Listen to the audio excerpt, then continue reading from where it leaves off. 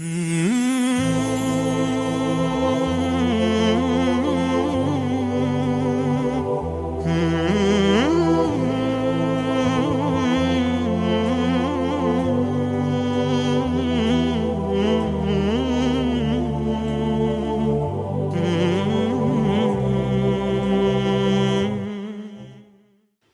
একজন টিভি উপস্থাপক, ইসলামী বিশ্লেষক এবং খ্যাতনামা মুফতি।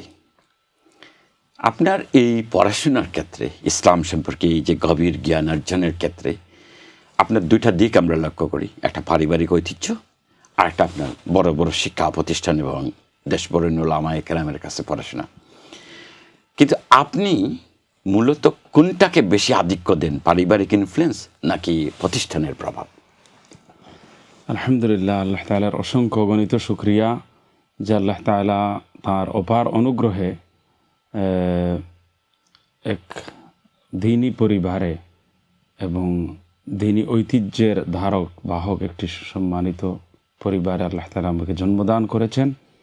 আমার আব্বাজান শেখুল হাদিস আল্লামা আব্দুল মুসাউবির সাহেব আইয়রি হুজুর প্রায় ৬৫ বছর যাবৎ তিনি বুখারী শরীফ, মুসলিম শরীফ সহ বিভিন্ন হাদিসের কিতাবাদি তিনি পড়াচ্ছেন।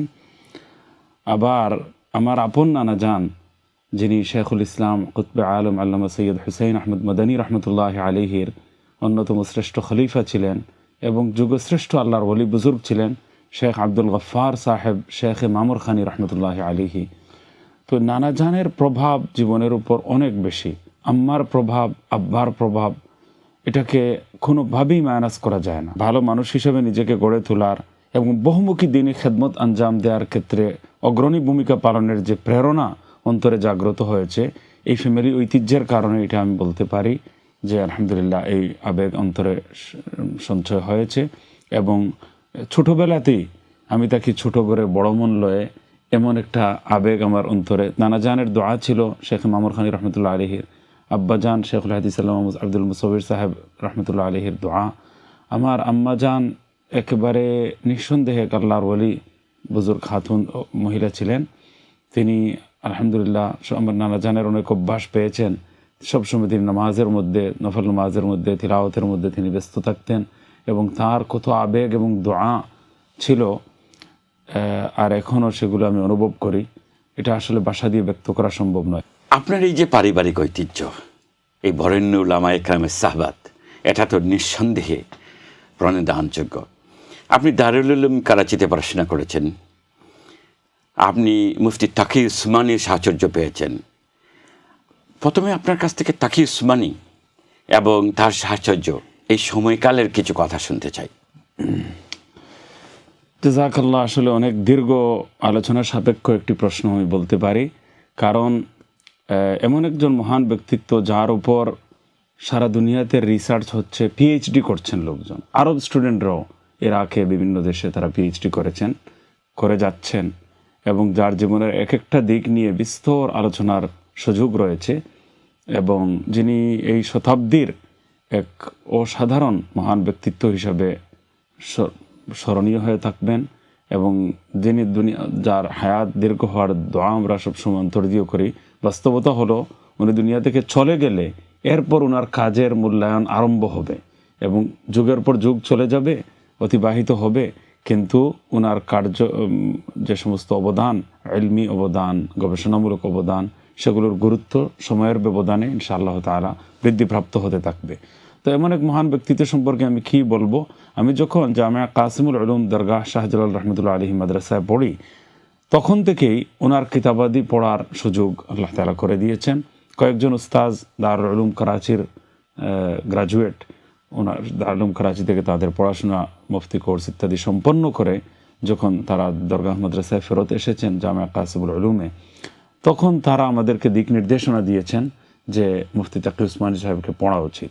তো ওনার 20 দেশের ভ্রমণ কাহিনী, 700-800 পৃষ্ঠার একটি কিতাব জাহানে দিদা নামে, এটি যখন আমি পড়েছি একই সঙ্গে আমি বলতে পারি যে কতগুলো আবেগ অন্তরে সৃষ্টি হয়েছে। কারণ উনি যেমন বড় মহান ব্যক্তিত্ব, ওনার ভ্রমণ কাহিনীতে একজন গবেষক আলেমে দ্বীনের যে বৈশিষ্ট্য তাও এই কিতাবের মধ্যে ফুটে উঠেছে।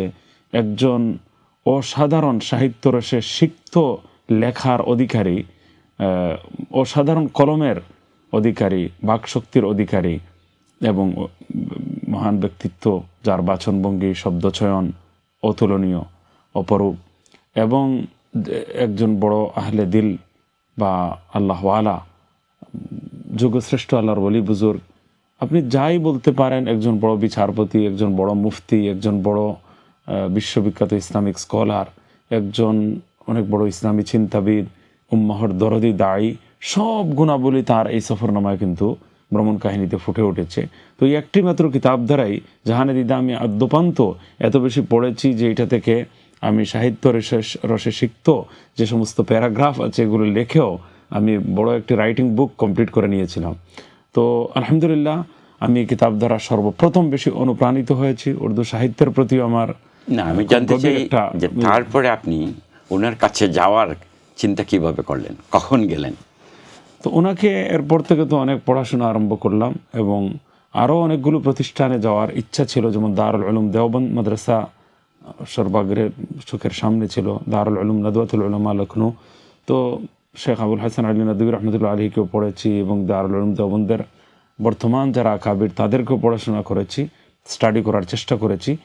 এরপরে মুফতি তাকি উসমানী সাহেবকে পড়তে পড়তে এক পর্যায়ে মনে হলো যে বর্তমান যুগে যুগ উপযোগী ইসলামী খেদমত আঞ্জাম দেওয়ার জন্য এবং যুগের চ্যালেঞ্জ মোকাবেলায় উলামায়ে কেরামের করণীয় সম্পর্কে নিজেকে গড়ে তোলার ক্ষেত্রে মুফতি তাকি উসমানী সাহেবের কোনো জুড়ি নেই।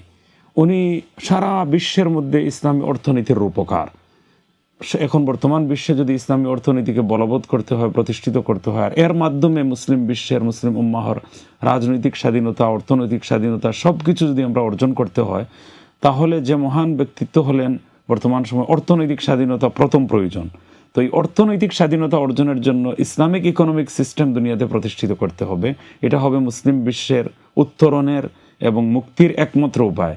আর এই কাজটাই যদি করতে চান তাহলে বর্তমান সময়ে তিনিই হলেন ইমামে আজম। শেখুল ইসলাম মুফতি তাকি উসমানী সাহেবকে ইসলামী অর্থনীতির অঙ্গনে বর্তমান যুগে আমি ইমামে আজম আখ্যায়িত করতে পারি, শেখুল ইসলাম বলতে পারি। সুতরাং সারা মুসলিম বিশ্বের ভাগ্য পরিবর্তনের যে স্বপ্ন আমাদের অন্তরে রয়েছে, দ্বীন এবং ইসলামের যে প্রাধান্য, শ্রেষ্ঠত্ব প্রতিষ্ঠা, এটা যে মনের সবচেয়ে বড় আবেগ, এই আবেগ পূরণে উত্তীর্ণ হতে হলে মুফতি তাকি উসমানের কোনো বিকল্প নেই। সুতরাং উনার কিতাবাদি পড়ে উনার কাছেই আসার সিদ্ধান্ত আমি পরবর্তীতে নিয়েছি। তো আমার আরেকজন নানির ভাই, ওই সম্পর্কে নানা, কিন্তু আপন নানার চেয়েও কম মহাব্বত দেননি, অনেক বেশি মহাব্বত দিয়েছেন এবং আন্তরিকতা দ্বারা সারা জীবনকে ধন্য করেছেন, খতিব আল্লামা ওবায়দুল হক সাহেব রহমতুল্লাহ আলী। উনি আমার নানা হন সম্পর্কে। তো অনেক চিঠিপত্র ওনার সঙ্গে আদান প্রদান হয়েছে, যেগুলো একত্রিত করলে একটা পুস্তক হয়ে যাবে। তো তিনি আমাকে ভিসা প্রাপ্তিতে সহযোগিতা দিলেন এবং দারুল উলুম করাচিতে চিঠি দিয়ে পাঠিয়ে দিলেন। আর মুফতি তাকি উসমানী সাহেব দামত বরকাতুহুমের সঙ্গে দেখা করার এবং উনারই বড় ভাই মুফতি আজম আল্লামা মুফতি রফি উসমানী সাহেব রহমতুল্লাহ আলাইহি মাত্র 1-1.5 বছর আগে ইন্তেকাল হয়েছে।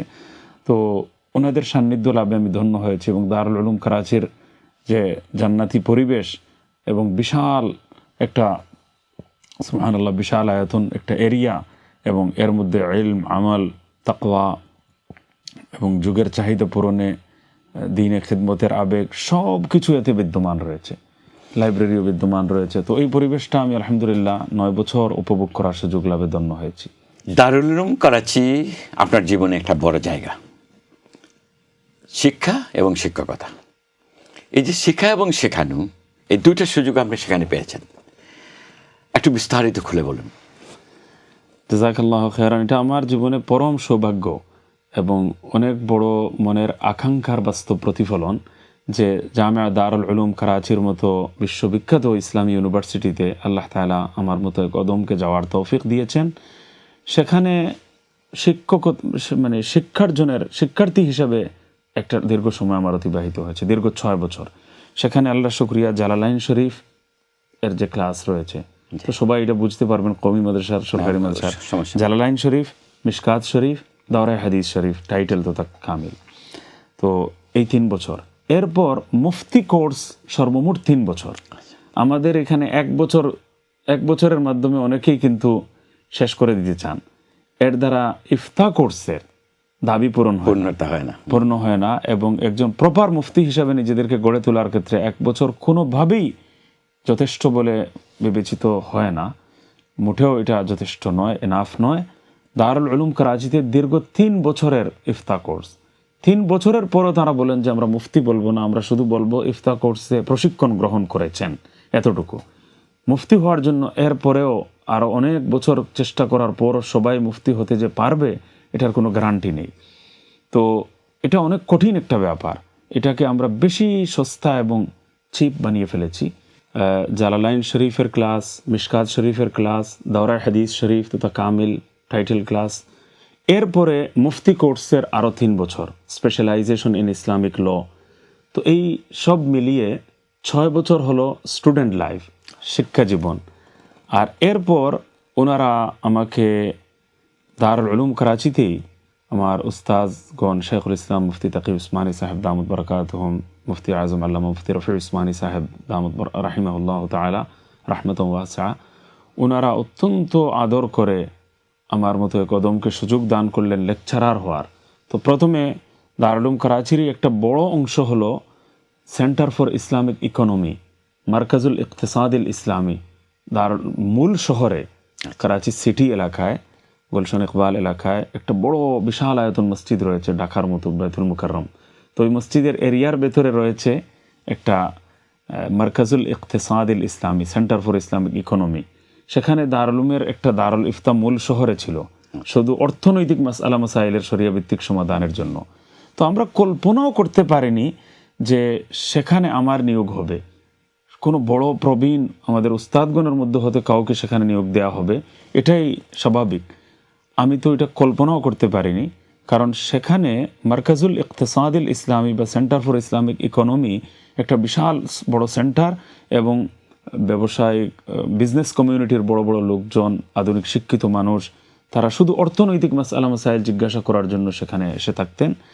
আর বড় একজন মুফতি সাহেব ছিলেন, উনি পরে সাউথ আফ্রিকায় চলে গেলেন, আর এরপর সেই জায়গাটা খালি। আমাদের ধারণা ছিল যে দারুল উলুম করাচির বড় কোনো নাইবে মুফতি সাহেব বা কাউকে সেখানে নিয়োগ দিয়ে দেওয়া হবে, জানি না কার জন্য এই জায়গা অপেক্ষা করছে। এমত অবস্থায় আমার প্রথম বছর আমাকে হযরত হুকুম দিলেন যে আমার ইচ্ছা হলো তোমাকে সেখানে আমি বসাবো। সেখানে আমার জন্য চিন্তা হলো যে সেখানে বসলে দারুল উলুম করাচির নাইবে মুফতির স্টাম্পটা ব্যবহার করতে হয়। তাছাড়া প্রথম বছরই টেলিফোনে প্রশ্নের উত্তর দেওয়ার ইজাজত বা পারমিশন থাকে না, কিন্তু সেখানে প্রথম দিন থেকেই ফোনে, মোবাইলের যুগ ছিল না, ল্যান্ডলাইন ফোনের মাধ্যমে উত্তর দিতে হবে। এটাও আমরা আমাদের চেয়ে অনেক মানে আমাদের ঊর্ধ্বে একটা কাজ আমরা মনে করে আসছিলাম, যে এটা আমাদের সিনিয়রদের কাজ, এটা আমাদের কাজ নয়। কিন্তু হযরত আমাকে নির্ধারণ করলেন। এরও বিরাট একটা গল্প আছে। আমি বললাম যে হযরত আমার নিজের উপর তো কোনো আস্থা এখনো নেই, যে এত বড় জায়গায় প্রথম বছর, কল্পনাও করতে পারি না যে প্রথম বছরই মার্কাজুল ইকতিসাদিল ইসলামের জিম্মেদারি, দায়িত্ব, সেখানকার দারুল ইফতা যেখানে শুধু মালিয়াতি মাসাইল বা অর্থনৈতিক মাসআলা মাসাইল, যাকাত, আধুনিক ব্যবসা বাণিজ্য, অর্থনীতির বিভিন্ন অঙ্গনের যত সব জরুরি মাসআলা মাসাইল সেগুলো জিজ্ঞাসা করা হয়। তো মাসআলাগুলো কঠিন, তো সেখানে আমাকে নিয়োগ দেওয়া হবে, এটা আমার নিজের উপর আমারই আস্থা হচ্ছে না। তো হযরত বললেন ইস্তেখারা করো এবং বড়দের সঙ্গে পরামর্শ করো। আমি গেলাম মুফতি রফি উসমানী সাহেব রহমতুল্লাহ আলাইহির কাছে। তো উনিও প্রথমে যে কথাগুলো বললেন মনে হলো নেগেটিভ, মনে হয় পরবর্তীতে নাই করবেন, কিন্তু সব কিছু বললেন যে এটা চিন্তার বিষয়, এটা খুবই ফিকির করার ব্যাপার, এটা এত ছোট বয়সে, এত কম বয়সে, অল্প বয়সে এত বড় পদে সমাসীন হওয়া বা এত বড় চেয়ারে গিয়ে বসা, এটা সমীচীন হয় না, এটা কঠিন একটা ব্যাপার, আরও প্রশিক্ষণ নেওয়ার প্রয়োজন। কিন্তু এরপরে যখন বললেন কিন্তু, তখন মানে চিন্তায় পড়ে গেলাম যে মনে হয় কিন্তু বড়রা যখন, হযরত বললেন বড়রা যখন নির্দেশ দেন এবং তাদের অধীনে যখন কাজ করার একটা অভিপ্রায় অন্তরে থাকে, আর তাদের নির্দেশনা অনুযায়ী ইলম অর্জনে, জ্ঞান অর্জনে আরও যত্নবান হওয়ার মানুষ প্রয়াস পায়, তখন আল্লাহ তাআলা শেষ পর্যন্ত তৌফিক দিয়েই দেন। সুতরাং আমি মনে করি যে তুমি আল্লাহর কাছে দোয়াও করো এবং বড়দের অধীনে থাকার সুযোগ গ্রহণ করো এবং প্রচেষ্টা চালিয়ে যাও এবং মেহনত খুব বেশি করে করো, পরিশ্রম বেশিভাবে করো।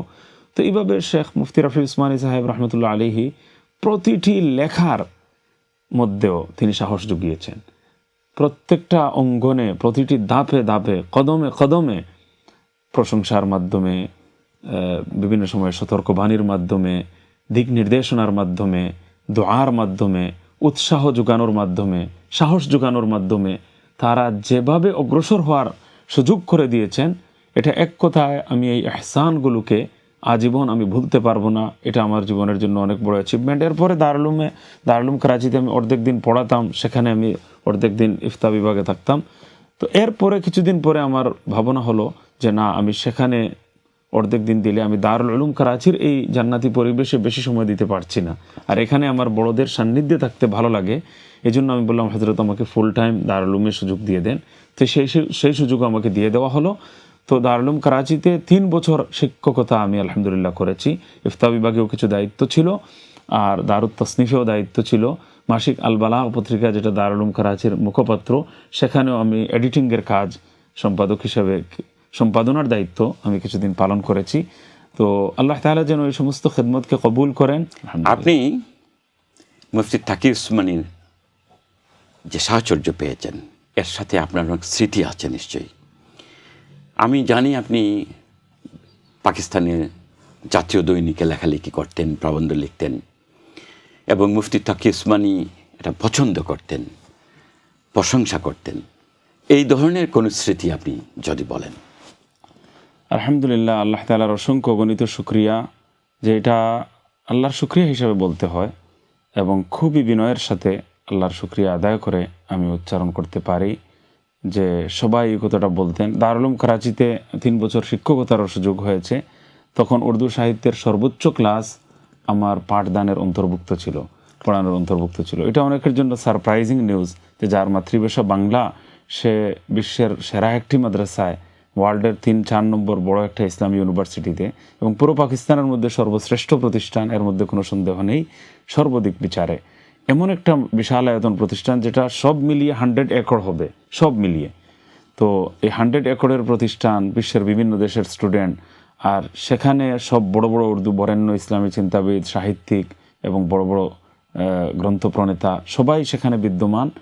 সেই প্রতিষ্ঠানের মতো একটি স্থানে সেখানে উর্দু সাহিত্যের সর্বোচ্চ ক্লাস আমার পাঠদানের অন্তর্ভুক্ত থাকবে, এটা আমার জন্য আল্লাহ তাআলার শুকরিয়ার বিষয়, এবং এটা বড়দের দোয়ার ফসল।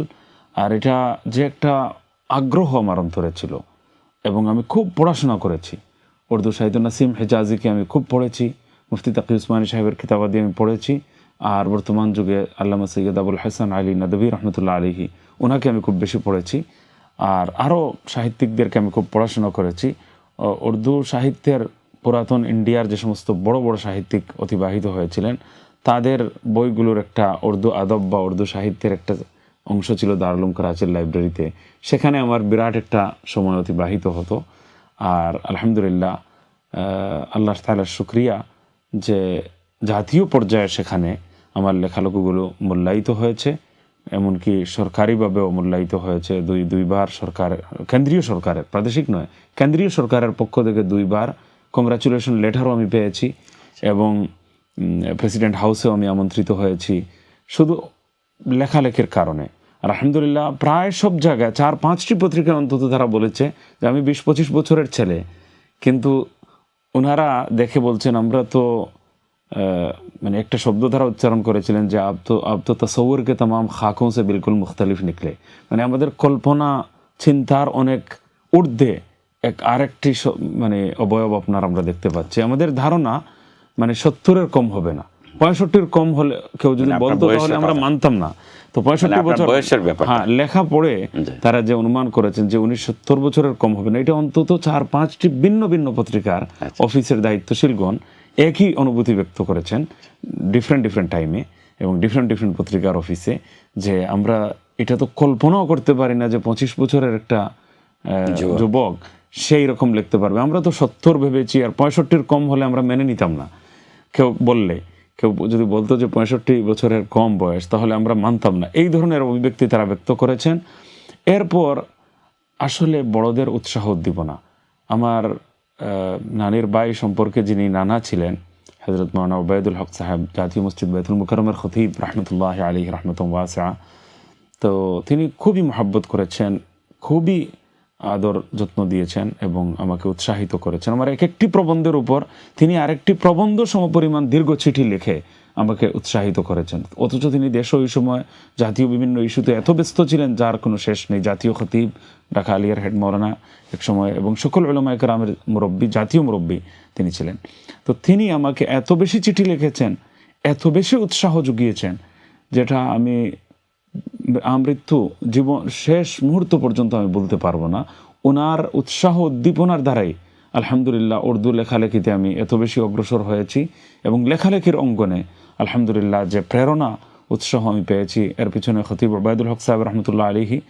আর আসল অনুপ্রেরণার উৎস তো ছিলেন শেখুল ইসলাম মুফতি তাকি উসমানী সাহেব, আল্লামা সৈয়দ আবুল হাসান আলী নদভী রহমতুল্লাহ আলাইহি, এবং অসংখ্য গণিত লেখকদের বুদ্ধিদীপ্ত উচ্চাঙ্গের সাহিত্য রসে সিক্ত কিতাবাদি এবং বড়দের সান্নিধ্য, উস্তাদগণের সান্নিধ্য, এই সব মিলিয়ে আলহামদুলিল্লাহ পরিবেশের বরকতে, নানাজানের দোয়া, আব্বার দোয়া, আম্মার দোয়া, এই সমস্ত দোয়ার বরকতে এবং উস্তাদগণের ফয়েজ ও বরকতে আলহামদুলিল্লাহ এই অর্জনটুকু সম্ভব হয়েছে। আল্লাহ যেন কবুল করেন, আল্লাহুম্মা আমিন।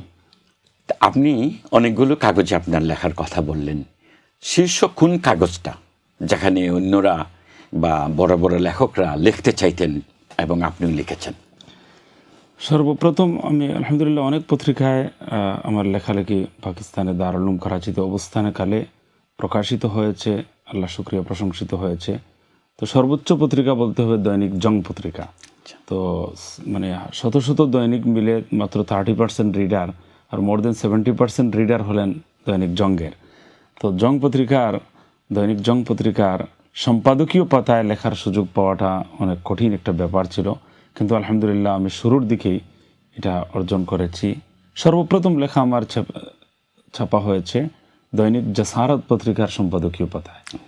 আর এরপরে আমি খুব আগ্রহ ছিল শহীদ সালাহুদ্দিন মরহুমের সাপ্তাহিক তাকবীর, উইকলি তাকবীর পত্রিকায়, সেখানে সুযোগ পাওয়া আমার জন্য খুব কঠিন ছিল। তো এমন এক সময় ছিল আমার যে করাচি থেকে বের হতো সাপ্তাহিক তাকবীর, আর আমি 2000 মাইল দূর ইসলামাবাদে গিয়ে আরেকজনের কাছে সুপারিশ করে আমি বলেছিলাম যে আমার একটা লেখা আপনি তাকবীরে যদি পাঠান, প্রধানমন্ত্রীর স্পিচ রাইটার ছিলেন উনি, তো ওনাকে দিয়ে আমি এসেছি যে আপনি ওইটা যদি তাকবীরে আমার ছাপাতেন তাহলে এটা আমার জীবনের জন্য গৌরববোধ আমি করতাম। কিন্তু এক সময় তাকবীরের চিফ এডিটর সাহেব অফিসে এসে লেখা নিয়ে যেতেন, তো এত ঘনিষ্ঠ সম্পর্ক। তাকবীর ছাপাতে যখন যাচ্ছে তখন সর্বশেষ প্রেসে যাওয়ার পথে সর্বশেষ রিপোর্ট লেখাকালীন সময়েও আমি সেখানে বসে বসে তাকবীরের অফিসেও আমি লেখালেখি, বিভিন্ন প্রবন্ধ আমি লিখেছি এবং আমার লেখাগুলো তারা ছাপেছেন। তো সাপ্তাহিক তাকবীরের কাছেও আমি চিরঋণী। দারুল উলুম করাচির মাসিক মুখপাত্র মাসিক আল বালাগ, তো আল বালাগ উলামায়ে কেরামের কাছে খুব প্রিয়, এবং দৈনিক জঙ্গে যখন কোনো লেখা প্রকাশ হয়েছে তো এরপরে ওইটা বিভিন্ন পত্রিকায় তারা ওইটাকে কপি করেছে, মানে আবার রিপ্রিন্ট হইতো না?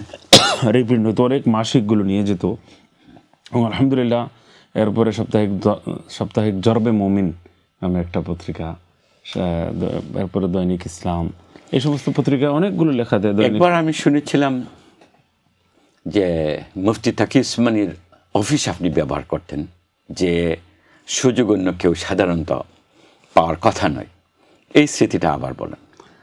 আসলে আমাকে আমাদের সাথী যারা, সঙ্গী যারা, তারা একটা কথা বলতেন যে আপনি তো হলেন দারুল উলুম করাচির চ্যান্সেলর মুফতি আজম আল্লামা মুফতি রফি উসমানী সাহেব রহমতুল্লাহ আলাইহি, ওনার কথা বলতেন, ওনার প্রেস সেক্রেটারি। তো লিখিতভাবে তো আর আমার প্রেস সেক্রেটারি ছিলাম না, কিন্তু কার্যত ছিলাম বলা যায়। তো হজরতের 5-7 বছর পর্যন্ত সবগুলো পত্রিকার বিবৃতি আমি লিখেছি আলহামদুলিল্লাহ। তো নিউজ উর্দুতে লেখার ক্ষেত্রেও বিরাট একটা অভিজ্ঞতা সঞ্চয় হয়েছে।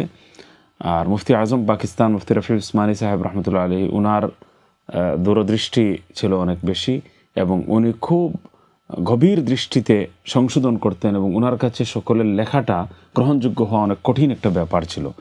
কিন্তু হজরত আমাকে বলতেন যে আপনার যেভাবে ইচ্ছা আপনি লিখতে পারেন, এইভাবে উনি সাহস জুগিয়েছেন এবং আমাকে তো আমার উপর খুব বেশি ওনার নামে অনেক কলাম ছাপা হয়েছে, কিন্তু এগুলো লেখা আমার ছিল। উনি অসুস্থ ছিলেন, কিন্তু মুফতি রফি উসমানী সাহেবের নামে দৈনিক জঙ্গের সম্পাদকীয় পাতায় কয়েকটা লেখা ছাপা হয়েছে, কিন্তু এগুলো মূলত হযরত আমাকে হুকুম করেছেন। তিনি অসুস্থ ছিলেন এবং জাতীয় পরিস্থিতি ছিল এমন যে ওনার পক্ষ থেকে বক্তব্য আসাটা জরুরি ছিল, বিধায় তিনি আমাকে হুকুম করেছেন, আমি লিখেছি, ওনার নামে ছাপা হয়েছে এবং সারা দেশে আলোড়ন সৃষ্টি হয়েছে।